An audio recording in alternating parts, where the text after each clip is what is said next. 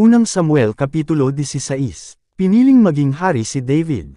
Nang panahong iyon, sinabi ng Panginoon kay Samuel, hanggang kailan ka magdadalamhati para kay Saul? Inayawan ko na siya bilang hari ng Israel. Ngayon, punuin mo ng langis ang iyong sisidlan na sungay, at pumunta ka kay Jesse sa Bethlehem. Pinili ko ang isa sa mga anak niya na maging bagong hari. Pero sinabi ni Samuel, paano ako makakapunta roon? Kapag nalaman ito ni Saul, tiyak na ipapapatay niya ako. Sinabi ng Panginoon, magdala ka ng isang damalagang baka sa Bethlehem, at sabihin mo sa mga tao na pumunta ka roon para maghandog sa Panginoon. Imbitain mo si Jesse na sumama sa paghahandog at tuturuan kita kung ano ang gagawin mo. Ituturo ko sa iyo ang anak niyang pinili ko para maging hari. At papahiran mo ng langis ang kanyang ulo. Sinunod ni Samuel ang iniutos ng Panginoon. Pagdating niya sa Bethlehem, sinalubong siya ng mga tagapamahala ng bayan na nanginginig sa takot. Nagtanong sila, kapayapaan ba ang pakay mo sa pagpunta rito? Sumagot si Samuel, oo, matiwasay akong pumunta rito para maghandog sa Panginoon. Maglinis kayo ng sarili ninyo sa pagharap sa kanya at sumama kayo sa akin sa paghahandog. Pagkatapos, ginawa ni Samuel ang seremonya para linisin si Jesse at ang mga anak niya at inanyayahan din sila sa paghahandog.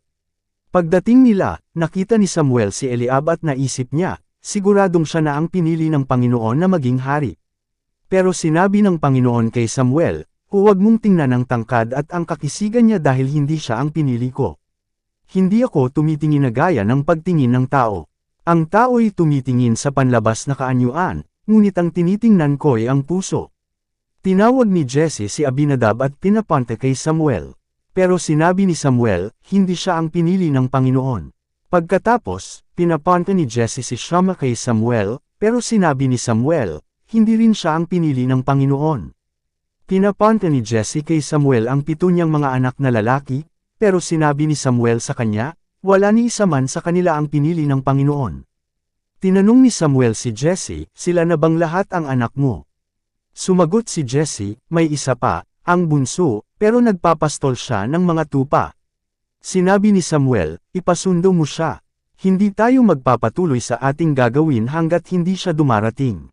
Kaya ipinatawag ni Jesse si David at pinapunta sa kanila. Magandang lalaki siya, mamula-mula ang mukha at maganda ang mga mata. Pagkatapos, sinabi ng Panginoon, pairan mo siya ng langis dahil siya ang pinili ko. Kaya kinuha ni Samuel ang langis at pinahiran niya sa ulo si David sa harap ng kanyang mga kapatid. Simula ng araw na iyon, napuspos siya ng Espiritu ng Panginoon. At umuwi naman si Samuel sa Rama. Naglingkod si David kay Saul. Umalis kay Saul ang Espiritu ng Panginoon, at pinahirapan siya ng masamang espiritu na ipinadala ng Panginoon. Sinabi ng mga utusan ni Saul sa kanya, malinaw po na pinahihirapan kayo ng masamang espiritu na ipinadala ng Diyos.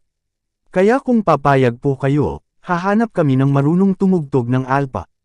At tuwing pahihirapan kayo ng masamang espiritu na ipinadala ng tutugtugan po niya kayo ng alpa at bubuti na ang pakiramdam ninyo. Sinabi ni Saul sa kanyang mga utusan, sige, humanap kayo ng taong marunong tumugtog ng alpa at dalhin niyo siya sa akin. Sumagot ang isa sa kanyang mga utusan, nakita ko po na ang isa sa mga anak ni Jesse na taga Bethlehem ay magaling tumugtog ng alpa. Bukod pa roon, matapang po siya at mahusay makipaglaban, magandang lalaki, mahusay magsalita at sumasa kanya ang Panginoon. Nagsugo si Saul ng mga mensahero kay Jesse para papuntahin sa kanya ang anak ni Jesse na si David na pastol ng mga tupa. Kaya pinapunta ni Jesse si David kay Saul na may dalang mga regalo, isang asno na may kargang tinapay, isang balat na sisidlan na puno ng katas ng ubas at isang batang kambing. Naglingkod si David kay Saul at nagustuhan siya ni Saul, kaya ginawa niyang tagapagdala ng armas si David.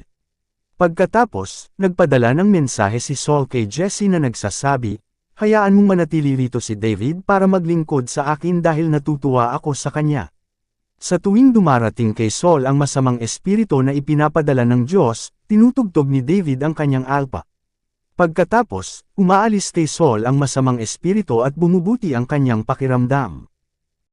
Unang Samuel Kapitulo 17. Si David at si Goliath. Tinipon ng mga Filisteo ang mga sundalo nila sa Soko na sakop ng Juda para makipagdigma. Nagkampo sila sa Ifs-Damam, sa gitna ng Soko at Azekah. Tinipon din ni Saul ang mga Israelita, at nagkampo sila malapit sa lambak ng Ila. Naghanda sila sa pakikipagdigmo laban sa mga Filisteo. Ang mga Filistoy nasa isang burol at ang mga Israelita na may nasa kabilang burol, nasa gitna nila ang lambak. Ngayon, may isang mahusay at matapang na mandirigmang tagagat na ang pangalan ay Goliath. Lumabas siya sa kampo ng mga Filisteo, at lumapit sa kampo ng mga Israelita. May 9 na talampakan ang kanyang taas. Tanso ang helmet niya at tanso rin ang kanyang panangga sa dibdib na tumitimbang ng 60 kilo. Tanso rin ang nakabalot sa kanyang binti at hita, at may tansong sibat na nakasukbit sa kanyang balikat. Ang hawakan naman ng kanyang sibat ay mabigat at makapal, ang dulo nito'y tumitimbang ng 7 kilo. Nasa unahan naman niya ang tagapagdala ng kanyang kalasag. Huminto si Goliath at sumigaw sa mga Israelita, "Kailangan niyo pa ba ng buong hukbo para makipaglaban? Ako ang Filisteo at kayo ang mga utusan ni Saul. Pumili na lang kayo ng isang taong kakatawan sa inyo na lalaban sa akin. Kung mapapatay niya ako, magpapaalipin kami sa inyo, pero kung mapapatay ko siya, magpapaalipin kayo at maglilingkod sa amin. Ngayon, hinahamon ko kayo. Papuntahin ninyo rito ang makikipaglaban sa akin." Nang marinig ito ni Saul at ng mga Israelita, natakot sila ng husto. Ngayon, may anak si Jesse na nagngangalang David. Si Jesse ay taga Bethlehem, na mula sa lahi ni Ephraim sa lupain ng Juda. Matanda na si Jesse ng mga panahong iyon. May 8 siyang anak na lalaki. Ang 3 nakatatanda ay sumama kay Saul sa digmaan, ang panganay na si Eliab. Ang sumunod ay si Abinadab at si Shammah naman ang pangatlo. Si David ang bunso sa magkakapatid. Habang kasama ni Saul sa digmaan ang 3, si David ay nagpapabalik-balik sa paglilingkod kay Saul at sa pagpapastol ng mga tupa ng kanyang ama sa Bethlehem. Sa loob ng 40 araw, paulit-ulit na hinahamon ni Goliath ang mga Israelita, araw at gabi.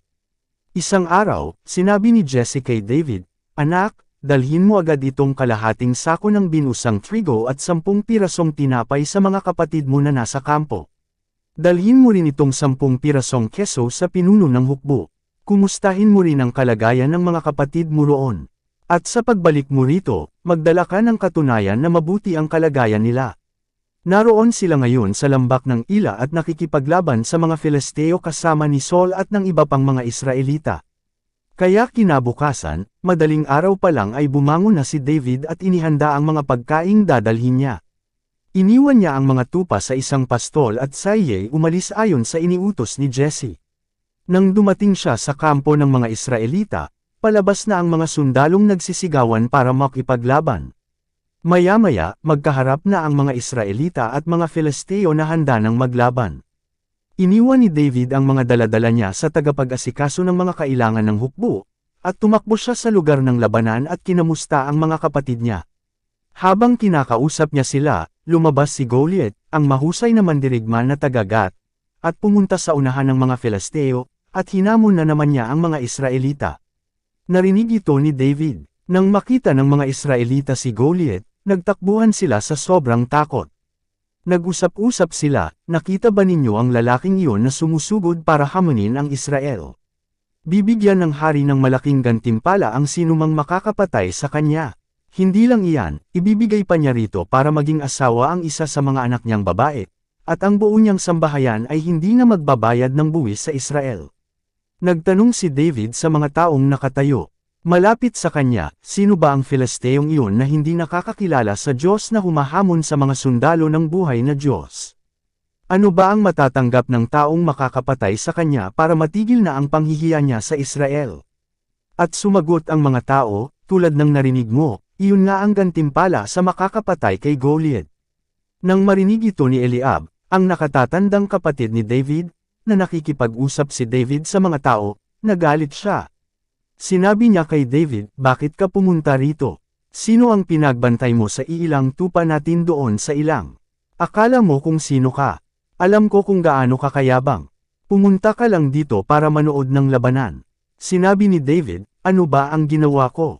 Nagtatanong lang ako." Tinalikuran niya si Eliab at nagtanong sa iba para linawin ang mga nalaman niya kanina at ganoon din ang sagot na natanggap niya. Nakarating kay Saul ang mga sinabi ni David. Kaya ipinatawag niya ito. Pagdating ni David, sinabi niya kay Saul, wala po ni isa man sa atin ang dapat na panghinaan ng loob dahil lang sa Filisteyong iyon. Ako na po na inyong lingkod ang makikipaglaban sa kanya. Sumagot si Saul, hindi mo kayang makipaglaban sa kanya. Bata ka pa, habang sa iya'y mandirigman na mula pa sa kanyang pagkabata. Pero sumagot si David, matagal na po akong nagbabantay sa mga tupa ng aking ama. Kung may leon o oso na tatangay sa mga tupa, tinutugis ko po ito at binubugbog, at kinukuha ang tupa. Kung lalaban ito, hinuhuli ko ito sa leeg at hinahampas hanggang sa mamatay. Nagawa ko po ito sa mga leon at oso, at gagawin ko rin ito sa Filisteyong iyon na hindi nakakakilala sa Diyos dahil hinahamon po niya ang mga sundalo ng buhay na Diyos. Ang Panginoon na nagligtas sa akin sa mga leon at oso ang siya ring magliligtas sa akin sa kamay ng Filisteyong iyon. Sinabi ni Saul kay David, sige, lumakad ka na. Patnubayan ka sana ng Diyos. Ibinigay niya at ipinasuot kay David ang mga kasuotan niyang pandigmaang tansong helmet at panangga sa dibdib. Pagkatapos, isinukbit ni David ang espada ni Saul at sinubukang lumakad. Ngunit, dahil hindi pa siya sanay na gumamit ng mga ito, sinabi niya kay Saul, hindi po ako makikipaglaban na suot ang mga ito, hindi po ako sanay. Kaya inubad niya ang lahat ng ito. Pagkatapos, kinuha niya ang kanyang tungkod, pumulot ng 5 makikinis na bato sa sapa at inilagay sa balat na lalagyan. Daladala ang kanyang tirador, lumapit siya kay Goliath. Lumapit si Goliath kay David na pinangungunahan ng tagapagdala niya ng armas. Nang makita niyang binatilyo lamang si David, magandang lalaki at may mamula-mulang pisngi, hinamak niya ito. Sinabi niya kay David, aso ba ako at patpat iyang daladala mo? At isinumpo niya si David sa ngalan ng kanyang mga Diyos. Sinabi pa niya, lumapit ka rito at ipapakain ko ang bangkay mo sa mga ibon at sa mababangas na hayop. Sumagot si David, makikipaglaban ka sa akin na ang dalay espada, sibat, at punyal, pero lalabanan kita sa pangalan ng Panginoong makapangyarihan, ang Diyos ng hukbo ng Israel na iyong hinahamon. Sa araw na ito ibibigay ka sa akin ng Panginoon. Papatayin at pupugutan kita ng ulo. Ngayong araw ding ito, ang mga bangkay ng mga kasama mong Filisteo ay ipapakain ko sa mga ibon at mababangas na hayop, at malalaman ng buong mundo na may Diyos ang Israel. Malalaman ng lahat ng nagkakatipon dito na kayang iligtas ng Panginoon ang kanyang bayan kahit na walang espada o sibat. Sapagkat ang Panginoon ang makikipaglaban at ibibigay niya kayong lahat sa amin. Habang lumalapit si Goliath sa kanya, patakbo naman siyang sinalubong ni David. Kumuha siya ng bato sa kanyang lalagyan at tinirador sa noo si Goliath. Tumama ito at bumaon sa noo ni Goliath at natamba siya ng padapa sa lupa. Kaya tinalo ni David si Goliath sa pamamagitan lang ng tirador at isang bato. Napatay niya si Goliath kahit wala siyang dalang espada. Tumakbo siya papunta kay Goliath, kinuha ang espada nito at pinugutan ito ng ulo. Nang makita ng mga Filisteo na patay na ang mahusay nilang mandirigma, nagtakbuhan sila papalayo. Sumugod ang mga sundalo ng Israel at Juda na sumisigaw, at hinabol nila ang mga Filisteo hanggang sa Gat at Ekron. Nagkalat ang mga bangkay ng mga Filisteo sa daan ng Shaaraim hanggang sa Gat at Ekron. Pagkatapos nilang habulin ang mga Filisteo, nagsibalik sila at sinamsam ang mga naiwan sa kampo ng mga Filisteo. Dinala ni David ang ulo ni Goliath sa Jerusalem, at inilagay sa kanyang tolda ang mga armas ni Goliath. Habang pinagmamasdan ni Saul si David na papalapit kay Goliath para makipaglaban, tinanong ni Saul si Abner, na commander ng mga sundalo, Abner, kaninong anak ang binatilyong iyan? Sumagot si Abner, hindi ko po alam, mahal na hari. Sinabi ni Saul, alamin mo kung kanino siyang anak. Nang bumalik si David sa kampo nila matapos niyang mapatay si Goliath, dinala siya ni Abner kay Saul. Bitbit pa niya ang ulo ni Goliath. Tinanong siya ni Saul, kanino kang anak, binata? Sumagot si David, anak po ako ng inyong lingkod na si Jesse na taga Bethlehem. Unang Samuel Kapitulo 18. Ang pagkakaibigan ni David at Jonathan.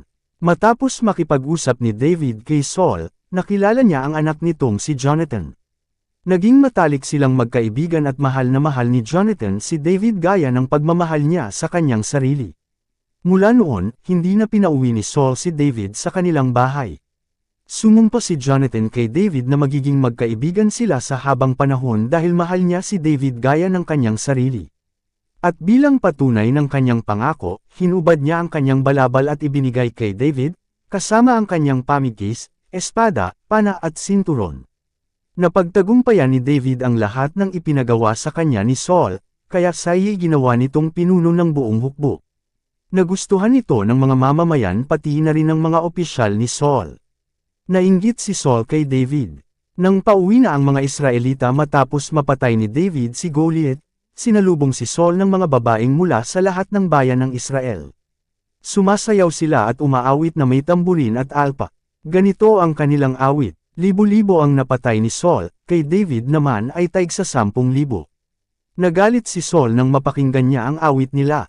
Naisip niya, sinasabi nilang taigsa 10,000 ang napatay ni David, pero ang sa akin ay libo-libo lang. Kulang na lang ay siya ang kilalanin nilang hari. Mula noon, binantayan na niyang mabuti si David dahil nagseselos siya rito. Kinabukasan, pinasukan si Saul ng masamang espiritu na ipinadala ng Diyos, at umasta siya na parang baliw sa loob ng kanilang bahay. Tumutugtog si David ng alpa gaya ng ginagawa niya bawat araw. May hawak noon na sibat si Saul, at 2 beses niyang sinibat si David. Ang balak na iya'y itusok si David sa dingding, pero nakailag si David at nakatakas.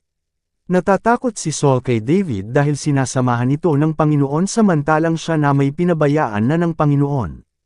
Kaya para malayo sa kanya si David, ginawa niya itong commander ng 1,000 sundalo, at pinamunuan ito ni David ng buong lakas sa digmaan. Nagtagumpay si David sa lahat ng ginagawa niya dahil kasama niya ang Panginoon. Nang malaman ni Saul kung gaano katagumpay si David, lalo pa siyang natakot. Pero lalo namang napamahal ang buong Israel at Juda kay David, dahil pinamumunuan niya sila sa mga labanan. Isang araw, sinabi ni Saul kay David, "Handa akong ibigay sa iyo ang panganay kong anak na si Merab bilang asawa mo, pero kailangan mo munang patunayan sa akin na isa kang matapang na mandirigma sa pamamagitan ng pakikipaglaban para sa Panginoon." At sinabi ni Saul sa sarili niya, sa pamamagitan nito ay mapapatay si David ng mga Filisteo at hindi na kailangang ako pa ang pumatay sa kanya. Pero sinabi ni David kay Saul, "Sino po ba ako at ang aking pamilya para maging manugang ng hari?" Nang dumating ang araw na ikakasal na si Merab kay David, ipinakasal na lang ni Saul si Merab kay Adriel na taga Merola. Samantala, ang isa pang anak na babae ni Saul na si Michal ay nagkagusto kay David. Nang malaman ito ni Saul, natuwa siya. Sinabi ni Saul sa kanyang sarili, "Ipakakasal ko si Michal kay David, at gagawin ko siyang pain para mapatay ng mga Filisteo si David." Kaya sinabi niya kay David, "May pagkakataon ka pa para maging manugang ko." Kinasabwat din ni Saul ang kanyang mga lingkod na makipag-usap ng lihim kay David at sabihin sa kanya, "Talagang gusto ka ng hari pati na rin ng kanyang mga lingkod. Kaya pumayag ka ng maging manugang niya." Nang sinabi nila ito kay David, sumagot siya, "Hindi ko makakayang magbayad sa hari para mapang-asawa ko ang kanyang anak. Mahirap lang ako at galing sa isang hindi kilalang pamilya." Nang ibalita nila ito kay Saul, sinabi ni Saul, "Sabihin ninyo kay David na ang hinihingi ko lang na bayad sa pagpapakasal sa aking anak ay 100 balat ng pinagtulian ng mga Filisteo. Bilang paghihiganti sa aking mga kalaban." Pero ang plano ni Saul ay mahulog si David sa kamay ng mga Filisteo. Nang sabihin ito ng mga lingkod ni Saul kay David, natuwa siya dahil gusto niyang maging manugang ng hari. Kaya bago pa sumapit ang itinakdang araw, sinalakay ni David at ng mga tauhan niya ang mga Filisteo at napatay nila ang 200 sa mga ito.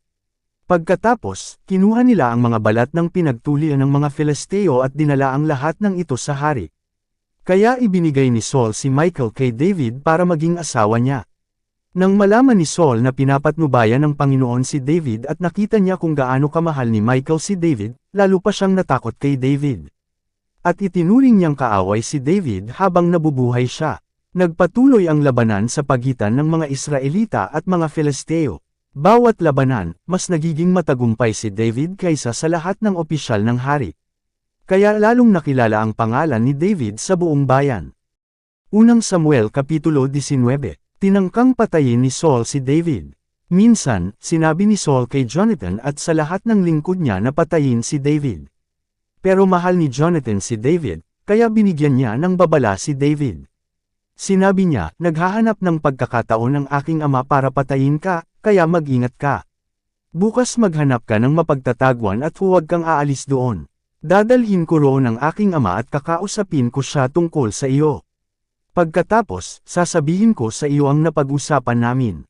Kinaumagahan, kinausap ni Jonathan si Saul tungkol kay David doon sa bukid at pinuri niya ito sa harap ng kanyang ama. At sinabi, Ama, huwag niyo pong saktan si David na inyong lingkod dahil wala siyang ginawang masama sa inyo.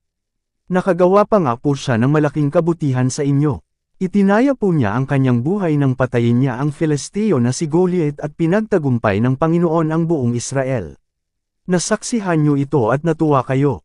Pero bakit gusto niyo pang ipapatay ang isang inosenteng tao na katulad ni David nang walang dahilan? Pinakinggan ni Saul si Jonathan at sumumpa siya sa pangalan ng Panginoon na buhay na hindi na niya ipapapatay si David.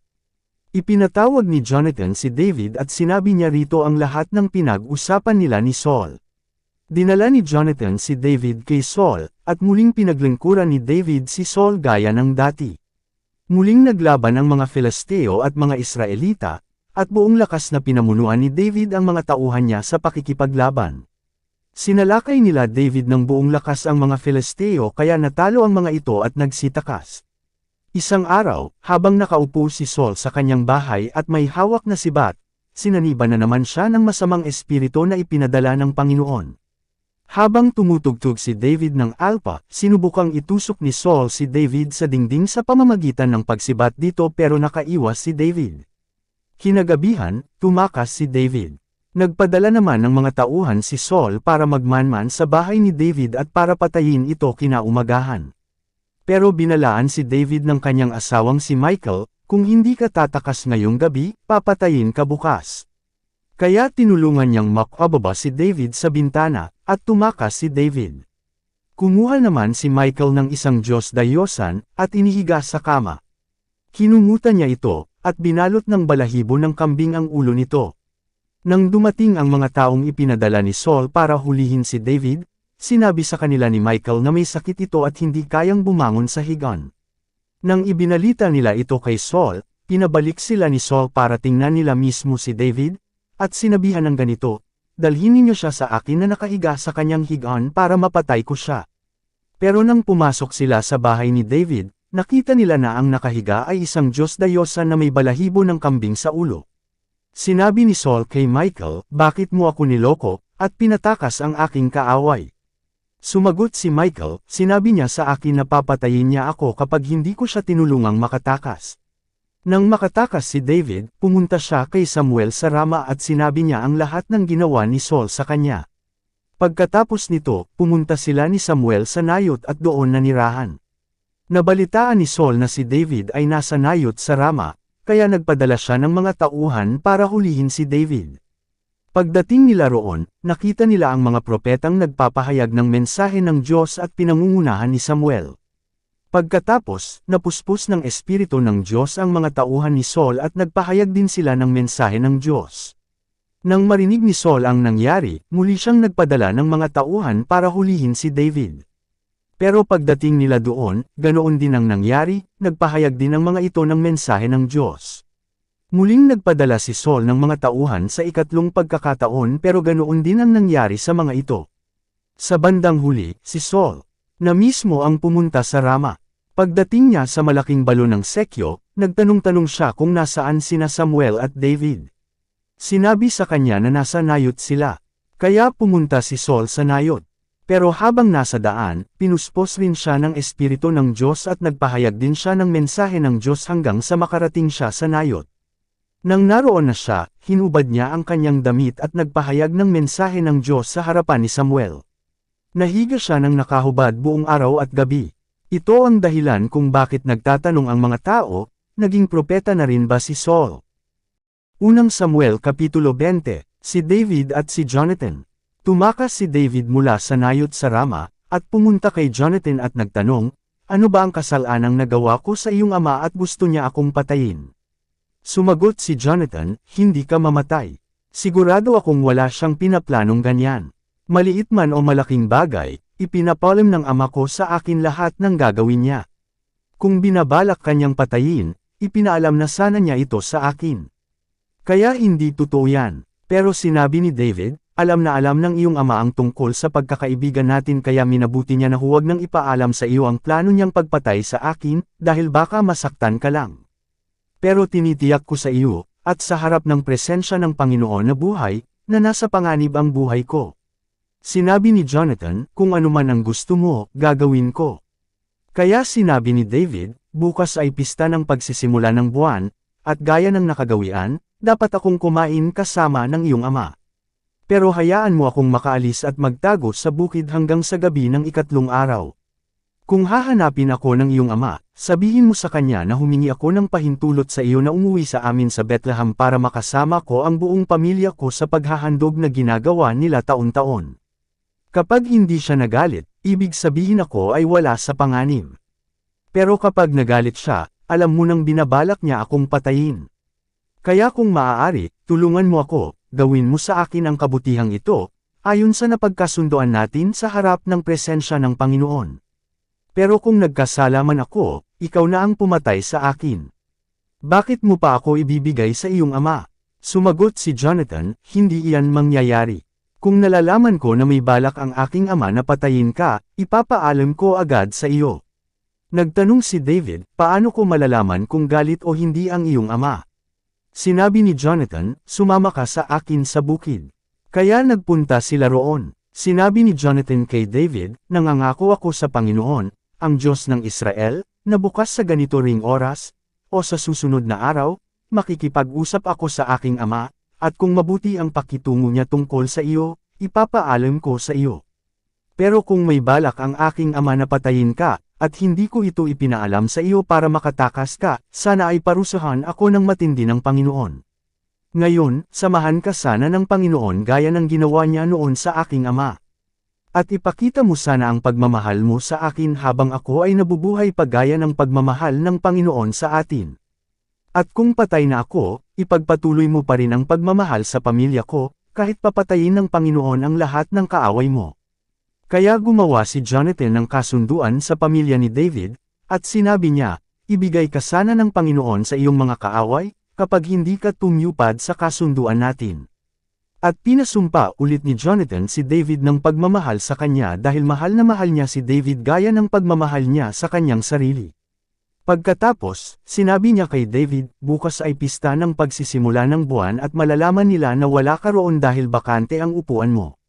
Sa makalawa, bago gumabi, pumunta ka sa dati mong pinagtaguan sa bukid.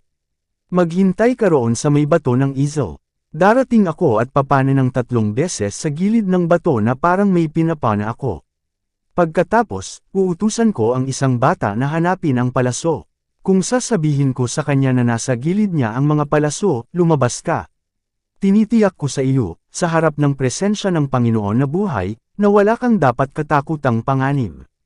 Pero kung sasabihin ko sa bata na nasa banda paroon ang mga palaso, nangangahulugan ito na kailangan mong tumakas dahil pinapatakas ka ng Panginoon.